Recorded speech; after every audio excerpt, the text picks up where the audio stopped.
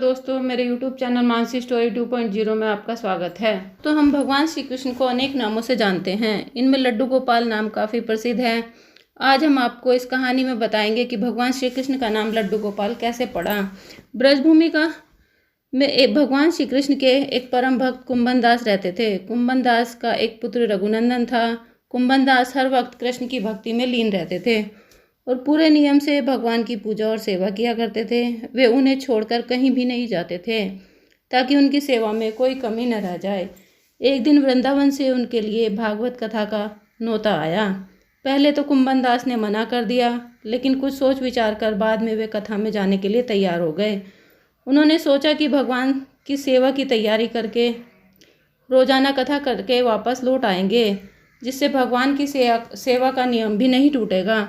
उन्होंने अपने पुत्र को समझा दिया कि वे भोग तैयार कर चुके हैं, तुम्हें बस समय पर ठाकुर जी को भोग लगा देना है। इसके बाद वे वहाँ से चल दिए। कुंभन दास के पुत्र रघुनंदन ने भोजन की थाली कृष्ण के सामने रखी और सरल मन से आग्रह किया कि ठाकुर जी आओ और भोग लगाओ।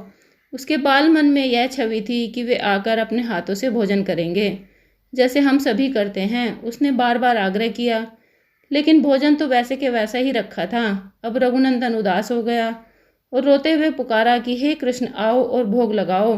कहते हैं न जो सच्चे मन से भगवान को पुकारता है तो भगवान को आना ही पड़ता है। रघुनंदन की इस पुकार के बाद भगवान कृष्ण ने बालक का रूप धारण किया और भोजन करने बैठ गए। जब कुंभन दास ने घर आकर रघुनंदन से प्रसाद मांगा तो उसने कह दिया कि ठाकुर जी ने सारा भोजन खा लिया। कुंभन दास को लगा कि बच्चे को भूख लगी होगी, वही सारा भोजन खा लिया होगा, लेकिन अब तो ये रोज़ की कहानी हो गई थी। अब कुंभन दास को शक होने लगा था, तो उन्होंने एक दिन लड्डू बनाकर थाली में रखे और छुपकर देखने लगे कि रघुनंदन क्या करता है। रघुनंदन ने रोज़ की तरह ही भगवान कृष्ण को पुकारा तो वे बालक के रूप में प्रकट होकर आए और लड्डू खाने लगे। यह देखकर कुंभन दास दौड़ते हुए आए और प्रभु के चरणों में गिरकर विनती करने लगे। उस समय कृष्ण के एक हाथ में लड्डू और दूसरे हाथ वाला लड्डू मुख में जाने को ही था कि वे एकदम मूर्ति हो गए। उसके बाद से ही उनकी इस रूप में पूजा की जाने लगी और वे लड्डू गोपाल कहलाए जाने लगे। कहानी कैसी लगी कमेंट बॉक्स में बताएं और मेरे चैनल को लाइक सब्सक्राइब करें। धन्यवाद। जय लड्डू गोपाल की।